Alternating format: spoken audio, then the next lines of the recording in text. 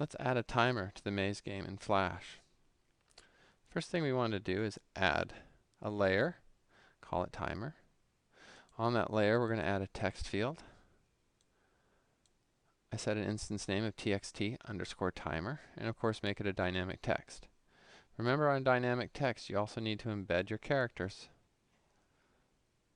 At least embed the numerals, but I've also included lowercase, uppercase, and punctuation. On to the script. In the script, we've set up a new variable, myTimer. It's of type timer. That's an object. And we just set it up right now. Call it a new timer with delay and time remaining, which are two variables right above it. Time remaining will be the actual time that it's going through, which in this case will be 10 seconds. And the delay is how often it checks the timer, and that's 1,000 times a second. We've also added two new event handlers, or event listeners, to myTimer. We have myTimer add event listener for timer. Timer is going to go off 1,000 times a second, as according to delay, and it's going to check the function time handler. Then the timer complete event, when that fires, it will call the function complete handler. Finally, we're going to set the text of text.timer. We're going to set it to time remaining, which will start out at 10 seconds.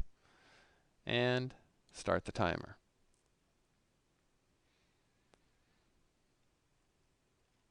The two functions that we have, time handler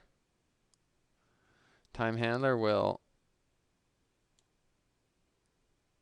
decrement time remaining by 1 and update the text timer.text. So pretty much it's going to count down every second. And that will happen every second essentially. And finally, the function complete handler. It's going to just update the timer to times up. Really, I don't need the times up there. I can delete that.